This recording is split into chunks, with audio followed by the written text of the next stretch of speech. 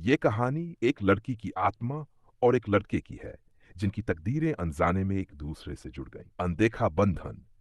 अमन एक साधारण लड़का था, जो शहर से दूर एक छोटे से गांव में रहता था। वह किताबों का शौकीन था और अक्सर गांव के पुराने किले के खंडहरों में बैठकर पढ़ाई करता था। ये किला वीरान पड़ा था। लोग कहते थे कि वहां एक लड़की की आत्मा भटकती है, लेकिन अमन इन बातों पर यकीन नहीं करता था। एक दिन वह अपनी किताब लेकर किले की टूटी फूटी दीवारों के पास बैठा था। अचानक उसे लगा कि कोई उसे देख रहा है। उसने इधर उधर नजरें दौड़ाई, लेकिन वहां कोई नहीं था। तभी उसे एक धीमी पर ठंडी आवाज सुनाई दी। तुम यहां क्यों आए हो? अमन चौंक गया, पर डरने के बजाय उसने साहस जुटाकर पूछा, तुम कौन हो? धीरे धीरे एक धुंधली परछाई उसके सामने आकार लेने लगी। वह एक लड़की थी, सफेद साड़ी में लिपटी हुई, आंखों में गहरी उदासी। मेरा नाम अनाया है, उसने धीरे से कहा। मैं इस किले की आखिरी राजकुमारी थी। अमन हैरान रह गया। तुम यहां क्यों हो? अनाया ने एक गहरी सांस ली और कहा, मुझे मेरे अपने परिवार ने धोखा दिया था। मेरी शादी तय थी, पर मेरे ही भाइयों ने मुझे इस किले में कैद कर दिया ताकि वे गद्दी पर बैठ सकें। मैं यहां भूख प्यास से तड़पक कर मर गई। मेरी आत्मा अब भी यहां भटक रही है, क्योंकि मुझे अब तक न्याय नहीं मिला। अमन को उसके शब्दों में दर्द महसूस हुआ। उसने तय किया कि वह अनाया की आत्मा को मुक्ति दिलाने में मदद करेगा। वह गांव के बुजुर्गों से मिला, पुराने दस्तावेज पढ़े और यह साबित किया कि अनाया के साथ अन्याय हुआ था। गांव वालों ने मिलकर किले में उसकी आखिरी निशानी, एक पुराना दुपट्टा, वहां से निकालकर नदी में प्रवाहित किया ताकि उसकी आत्मा को शांति मिले। अंतिम बार अमन ने किले में एक हल्की मुस्कान के साथ अनाया को देखा। वह अब धुंधली पड़ रही थी। धन्यवाद अमन। उसकी आवाज हवा में घुल गई और एक हल्की ठंडी हवा बहने लगी, मानो किला अब शांति से भर गया हो। अमन ने एक गहरी सांस ली और मुस्कुराया। वह जानता था कि उसने एक भटकी हुई आत्मा को मुक्ति दिलाई थी, और बदले में उसे एक कहानी मिली थी जो उसे जीवन भर याद रहेगी। अमन ने सोचा था कि अनाया की आत्मा को शांति मिल गई होगी, लेकिन कुछ दिनों बाद उसे अजीब अजीब अनुभव होने लगे। जब भी वह अकेला होता, उसे ऐसा लगता कि कोई उसके पास खड़ा है। कभी कभी उसे अपने कमरे में हल्की सुगंध महसूस होती, जो बिल्कुल वैसी थी जैसी अनाया के पास खड़े होने पर आती थी। एक रात जब अमन अपनी किताबों में डूबा हुआ था, उसे हल्की सरसराहट सुनाई दी। उसने देखा कि खिड़की के पास सफेद परछाई फिर से दिख रही थी। अनाया? अमन ने घबराकर पूछा। अनाया मुस्कुरा रही थी, पर उसकी आंखों में अब डर नहीं था। डरो मत अमन, मैं मुक्त हो गई हूं, पर मैं यहां तुम्हें धन्यवाद कहने आई हूं। अमन थोड़ा हैरान था। पर तुम तो चली गई थी फिर? अनाया ने एक गहरी सांस ली। हाँ, मेरी आत्मा को मुक्ति मिल गई, लेकिन मेरी यादें अभी भी इस दुनिया में हैं। मैं यहां इसलिए हूं क्योंकि तुम्हें अब मेरी जरूरत है। अमन चौंक गया। मुझे? किस लिए? क्योंकि तुम्हारा भाग्य भी इस किले से जुड़ा हुआ है अमन। तुम्हें नहीं लगता कि तुम हमेशा इस जगह की ओर खिंचते आए हो?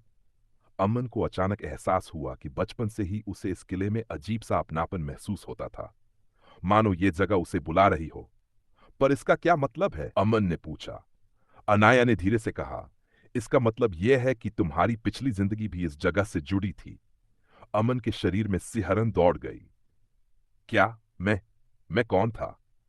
अनाया ने उसकी आंखों में देखा और धीरे से कहा, तुम वही व्यक्ति थे जिससे मेरी शादी होने वाली थी। अमन की आंखें हैरानी से फैल गई। उसकी धड़कनें तेज हो गई। इसका मतलब? अनाया ने मुस्कुराकर सिर हिलाया। हाँ अमन, हम पिछले जन्म में एक दूसरे के होने वाले थे, लेकिन हमें अलग कर दिया गया। अब मैं जा रही हूं, पर तुम अपनी कहानी खुद पूरी करोगे। तुम्हारा भाग्य अब तुम्हारे हाथ में है। इतना कहकर अनाया की आत्मा धीरे धीरे हवा में विलीन हो गई। अमन स्तब्ध खड़ा रहा।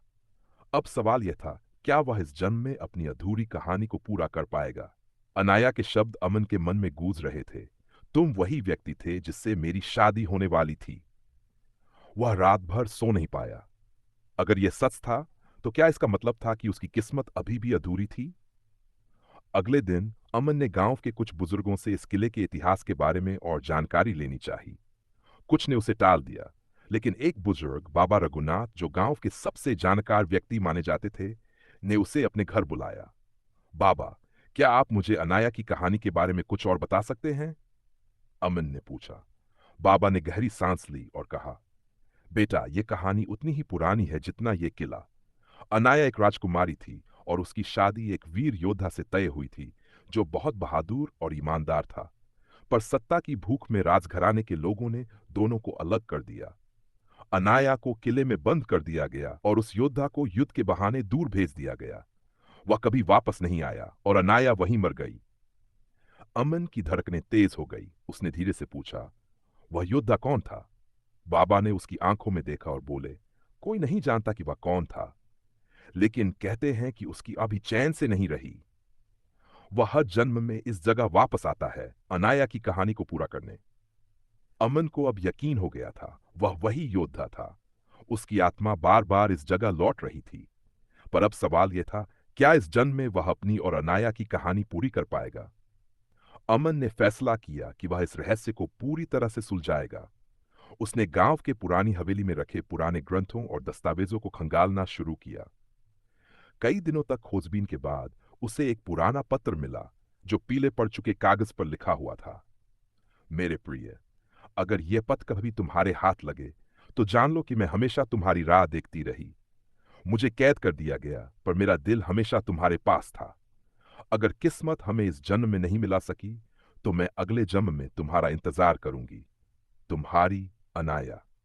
अमन की आंखों से आंसू छलक पड़े। यह पत्र अनाया ने उसी योद्धा के लिए लिखा था जिसका पुनर्जन्म अब अमन के रूप में हुआ था। अमन अब समझ गया था कि उसकी इस जगह से खिंचाव का कारण क्या था। पर क्या यह सब जान लेने से कहानी पूरी हो जाएगी? एक दिन वह फिर से किले गया। अब उसे वहां डर नहीं लगता था। उसने देखा कि किले की टूटी दीवारों पर अब भी इतिहास की गूंज थी। अचानक उसे फिर वही हल्की सुगंध महसूस हुई। धीरे धीरे अनाया की परछाई फिर उभर आई। अमन, उसने मुस्कुराकर कहा, अब तुम्हें पता चल गया ना? अमन ने सिर हिलाया। हाँ, लेकिन अब क्या? क्या हमारी कहानी इसी तरह अधूरी रह जाएगी? अनाया ने एक गहरी सांस ली। कभी कभी कुछ प्रेम कहानियां अधूरी रहकर भी पूरी हो जाती हैं, लेकिन इस जन्म में तुम्हारी तकदीर तुम्हारे हाथ में है। अब यह तुम पर है कि तुम इस अधूरी कहानी को कैसे पूरा करते हो। अमन ने निश्चय कर लिया।